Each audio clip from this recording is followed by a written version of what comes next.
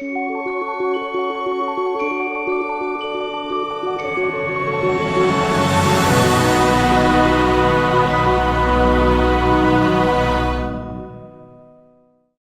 Tom DeLuca, founder and CEO of Advanced Merchant Payments. This is James Lloyd, my colleague. We're here today to talk about enabling banks to provide small business loans to their clients. Now, we all know that small businesses have a desperate need for credit, for capital to grow their businesses. On a numerical basis, as much as $3.8 trillion demand, as reckoned by the World Bank. And the big issue is that most small businesses don't have collateral, have loan amounts that are relatively small in order for a bank to handle a large amount at an efficient basis. And so as a result, these SMEs who need the cash are turning to alternative lenders. If you read The Economist this week, they talk about shadow economy, shadow banking. But basically these guys are disaggregating banks from their own customers by taking more risk, by using alternative methods for underwriting, origination, and management. However, we think that banks actually have some core competitive advantages that we seek to empower. Certainly they have superior cost of capital, key in any lending business. They have stronger regulatory compliance, which is important from a consumer lending standpoint, consumer data, truth in lending. So we think that banks are superior opportunity there. And certainly at the end of the day, these are the bank's customers. This is the bank's information. And so they already have the trust of the businesses. So our goal is to offer a platform that allows the banks to utilize alternative lending methodologies to provide that much needed product to their clients so they can make the money and keep the clients happy and loyal to the bank. Sorry. So what does our platform do? At 5 o'clock after a very long day, I'll try to keep this one very, very short. But frankly, what our system does is we look at a loan origination, looking at a variety of sources of information, but most importantly, cash flow information. These are accounts that are on the bank systems, KYC, AML information that focuses on the character of the borrower's willingness to repay, but also the capacity of the borrower to repay within other financial obligations. Now, character and capacity are, of course, the two most important of the traditionally recognized 5 C's of credit assessment employed by banks. So we're not talking about magic pixie dust or anything. We're talking about traditional credit risk assessment. However, anybody can lend money. The hardest part is getting the money back. And in many ways, the special sauce of what we do is actually operate the loan portfolio system in such a way that we sit in the merchant's cash flow, that we take repayment on an automated basis in fixed installments. So it's convenient for the borrower to make the repayment, but as important, gives us access to information that allows us to evaluate the financial status of that borrower on a real-time basis, both in reference to its prior history when it applied for the loan, but also relative to the overall portfolio. Additionally, that information allows us then to feed immediately into the underwriting algorithms. So it's a daily update straight to the credit algorithms and working to favor the origination that we'll be doing the next day. All of this requires a significant amount of accounting and reconciliation. In many respects, what we have is a very powerful accounting platform. If we're asking banks to lend money on our account, they want to know every penny, every second of the day. And we're working in a quick environment with daily repayments around the bank's own batch cutoff timeframes and such. But most importantly, we leverage the bank's platform. So we're not asking the bank to do any development. We actually wrap around the key elements of the bank infrastructure to pull in the information in the bank file formats within the bank's own batch times so that we can then provide the product set that they require. I should point out that we've eaten our own dog food. We put out now over $30 million US using our platform in Hong Kong, Philippines, Singapore, taking risk on that. It's actually now in the market being sold in all 3 of those markets by a financial institution who's literally calling up their customers saying, hey, you are pre-approved. You're pre-approved because I know who you are and I can see it, so you're pre-approved for a specific amount. That's great news. How do I get it? And so that is the proposition to the banks. Stage 1, banks want to have a product. They want to get there. They want to prevent disaggregation.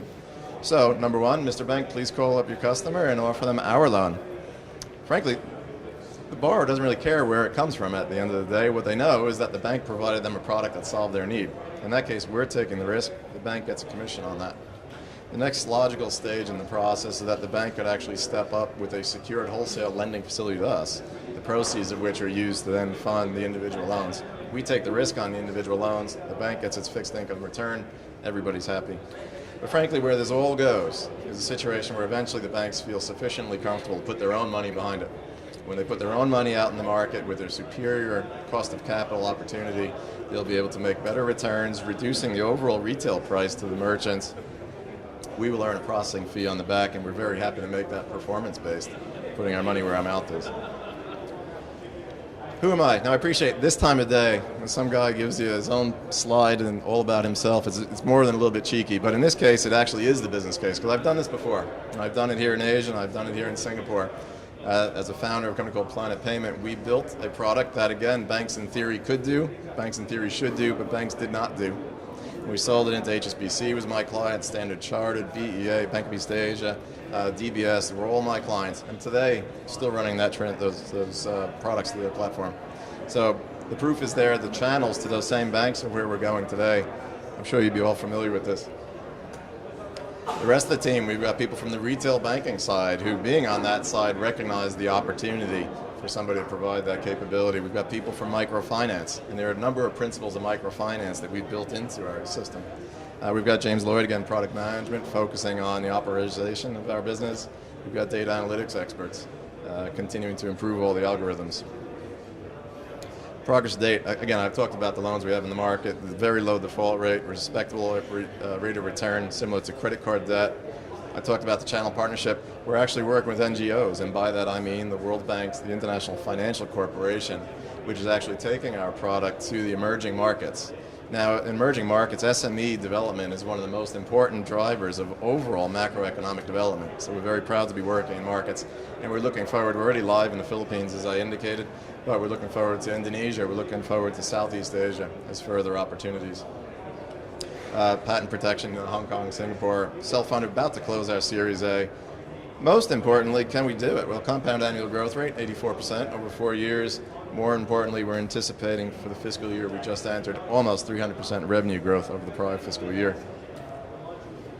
The competitive landscape, if you saw The Economist, there are companies in the US and the UK that are now doing similar alternative lending, at least, who are beginning to collaborate with banks in those markets. We're thrilled with that. That proves the case to us. We're not seeking to go into that market. We're working in our market where if banks can feel more comfort because their peers in other markets are now embracing collaboration in alternative lending methodologies, that's actually very positive for us. Again, this is our market. We have a product that's not intended to disaggregate banks. We're not advertising on sides of buses. We're not building a financial institution threatening the banks. My whole history and background is enabling banks to do what they should be doing and bettering everybody in the ecosystem from there. So we talk about emerging markets. Nobody's doing this in emerging markets. We're the only ones talking about this type of lending on a systemic basis. So we think there's great opportunities if you think about the real high growth economies. Again, Indonesia and such. Very exciting opportunities there. Finally, why are we here? Well, we want to work with banks and financial institutions. I've been asked by one person after before, well, what about aggregators or merchants and other forms of payment companies? Well, actually, anybody that has a direct relationship, financial relationship with SMEs is somebody that we would like to offer a channel partnership or, frankly, a white label processing relationship with. Strategic investment. Again, we're closing around, but we're always looking for smart money. It's a period of high growth for us right now. We need smart people, smart support. We're always welcome for discussions. We need debt. We're anticipating putting out more than $100 million in debt across several markets next year, in this coming year. And we're looking for providers of debt facilities who are looking to play on the alternative lending debt space. Frankly, the single most important reason, the most important ask I could have right now at 5:15 with 2 minutes left in my presentation, frankly, this is a competition, and we want to win it. All right? We want to go to Boston, we want to represent Asia in that competition, and we want to bring it home. So the most important ask I have for you right now, frankly, is I would very much respectfully request your vote, which you'll be asked to cast in about 15 minutes. Any questions?